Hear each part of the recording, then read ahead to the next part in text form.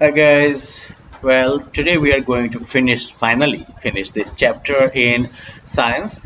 Okay अब तक ऐसे पहले हम लोगों ने जो है डिफरेंट कंपोनेंट्स ऑफ फूड को देखा और उसके बाद जो है हमने ये भी देखा कि बैलेंस डाइट क्या होता है and then further we started looking at like deficiency diseases कि किसी पर्टिकुलर कंपोनेंट की कमी की वजह से किसी पर्टिकुलर न्यूट्रिएंट की कमी की वजह से जो है किस तरह की बीमारियां हो सकती हैं and we have already looked at protein deficiency diseases right, जिसकी वजह से जो है ग्रोथ पे असर पड़ता है राइट।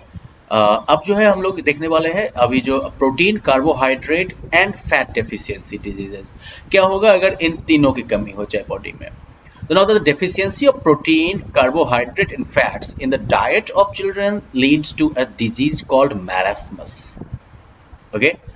यहाँ पर जो है प्रोटीन कार्बोहाइड्रेट और फैट की कमी की वजह से जो बीमारी होती है इसको हम कहते हैं मैरास्मस। सिर्फ प्रोटीन की कमी की वजह से जो होता है दैट वाज क्वाशियोरकर।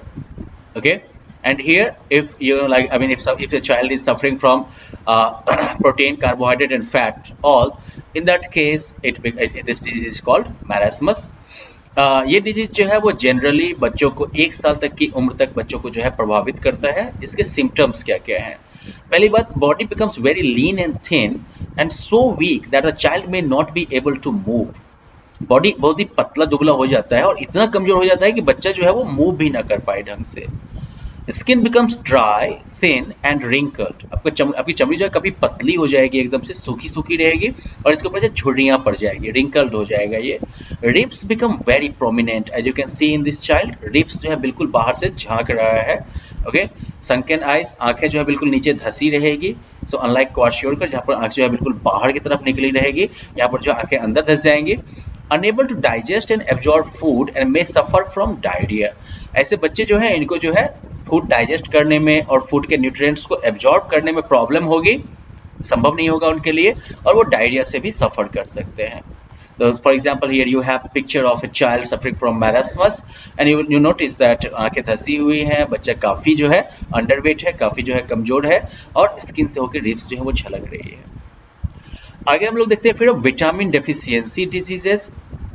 तो विटामिन की वजह से जो डिजीजेज होती हैं right, those are like vitamin deficiency diseases। और चूंकि नंबर ऑफ विटामिन ज़्यादा है तो of course we are going to look at this vitamin deficiency diseases through this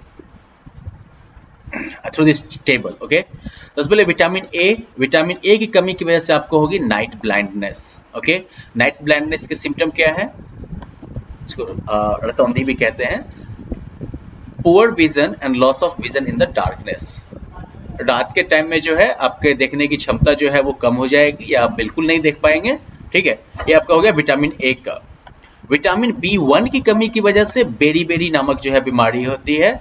इसमें जो है काफी ज्यादा वीकनेस होती है, स्वेलिंग ऑफ लेग्स, पैर जो है फूल जाता है। इसके अलावा जो है loss of appetite and weight, भूख लगना जो है वो कम हो जाता है और वजन भी जो है वो कम हो जाता है। विटामिन B2 की कमी की वजह से स्किन डिसऑर्डर्स होते हैं, जिसमें कि आपको आपके आंखों में जो है जलन होगी, इरिटेशन होगी, स्किन आपका सूखा रहेगा और इसके अलावा टंग में इन्फ्लेमेशन हो जाता है, मतलब कि टंग आपका जो है वो फूल जाता है। ठीक है, फैल जाता है। विटामिन B12 की कमी की वजह से जो है पर्नीशियस एनीमिया होता है। ये क्या है? जिसमें जो है आपका स्किन कलर जो है पेल यानी पीला पड़ जाएगा, बॉडी में जो है रेड ब्लड सेल की कमी हो जाएगी, स्टेमिना जो आपका है मतलब कि लगातार दौड़ने की या काम करने की वो घट जाएगी, भूख आपकी कम हो जाएगी और अक्सर आपको जो है हेडेक होगा इसमें। विटामिन सी की कमी की वजह से स्कर्वी नामक बीमारी होती है। Okay, here is example of scurvy. इसमें क्या होता है, तो आपका जो है गम्स जो है वो आपके एकदम से स्पंजी टाइप के हो जाते हैं, सूजन आ जाती है उसमें और इनसे ब्लीडिंग होती है।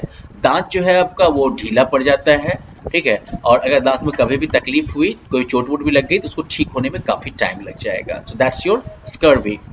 विटामिन डी की कमी की वजह से जो है रिकेट्स नाम की बीमारी होती है। Here is the example, you can सी पैर कैसे टेढ़ा है इस बच्चे का।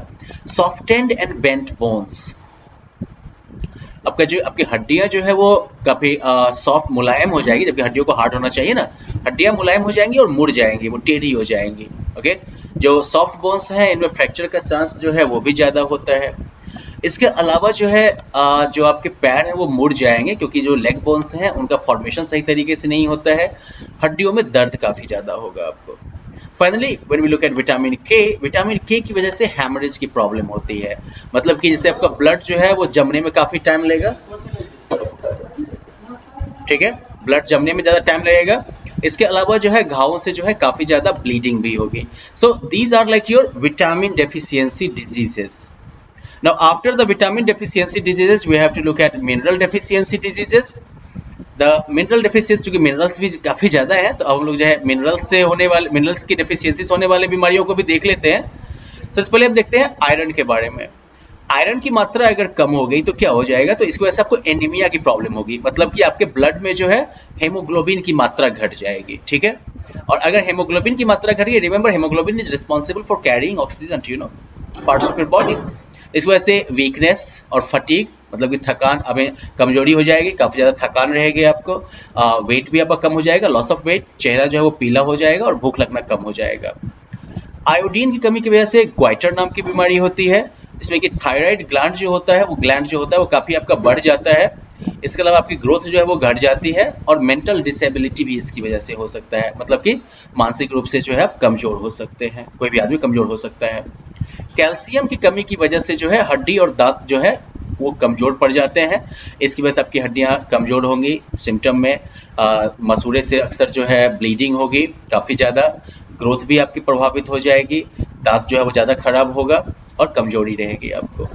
फास्फोरस की कमी की वजह से रिकेट्स की प्रॉब्लम होती है बच्चों में, जिसमें कि हड्डियां कमजोर हो जाती हैं, डेवलपमेंट जो बच्चे का वो प्रॉपरली नहीं हो पाता है, मानसिक रूप से जो है उसका विकास नहीं हो पाता है, ठीक है, और ग्रोथ जो है वो भी कम पड़ जाती है काफ़ी ज़्यादा।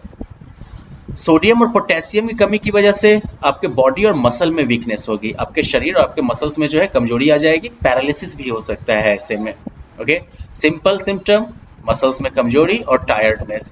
यही वजह है कि जब गर्मी के टाइम में किसी को लू वगैरह लगता है तो वो काफ़ी ज़्यादा खतरनाक माना जाता है, क्योंकि लू में क्या होता है, आपकी बॉडी से स्वेटिंग के थ्रू काफ़ी ज़्यादा जो है पानी का लॉस हो जाता है और उसकी वजह से जो है बॉडी और मसल्स जो है काफ़ी कमजोर हो जाते हैं और इसकी वजह से लोग जो है पैरालिसिस के भी शिकार हो जाते हैं।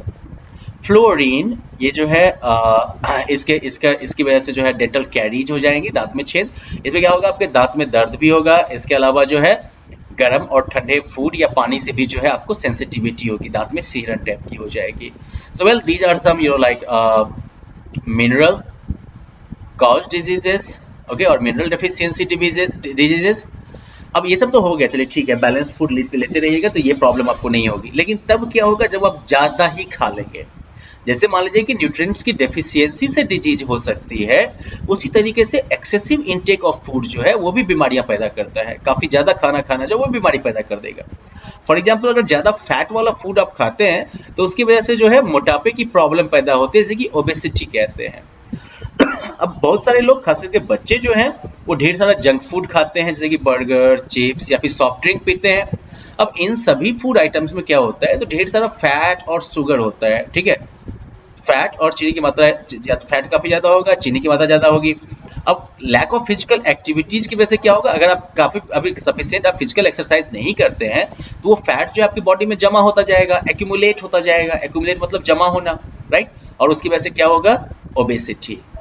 अब ओबीज पीपल जो होते हैं, कह सकते हो कि मोटापे से शिकार जो लोग होते हैं, इनमें कार्डियोवास्कुलर डिजीजेज काफ़ी ज़्यादा होते हैं, मतलब कि आपको जो है हार्ट की प्रॉब्लम जो होगी वो ज़्यादा होगी, जैसे कि हाइपरटेंशन, जो लोग हाई बीपी भी कहते हैं। इसके अलावा आर्टियोस्क्लेरोसिस, ये भी एक प्रॉब्लम हो जाती है आपके, मतलब कि आपका जो आर्टरीज वगैरह में ब्लड का फ्लो जो होगा वो आपका जो है अफेक्टेड हो जाएगा इसकी वजह से, ठीक है। कंट्रोल करना जो है ओबेसिटी को, वो तो पॉसिबल है, हम फिट भी हो सकते हैं, हेल्दी भी रह सकते हैं। कैसे? पहली बात, फिजिकल एक्सरसाइजेस करिए और साथ ही साथ जो है फैट और कार्बोहाइड्रेट से भरा हुआ जो खाना हो उसको अवॉइड करिए। और मेरे ख्याल से आप लोगों को पहले से पता है, हम लोगों ने पहले पढ़ लिया है कि फैट और कार्बोहाइड्रेट रिच डाइट क्या क्या होते हैं, right? So well, that was it for this chapter. Here is like a division map for you guys. You can quickly go through it whenever you need to revise your lesson. So that's it for this chapter. We will move onwards in the next class. Bye.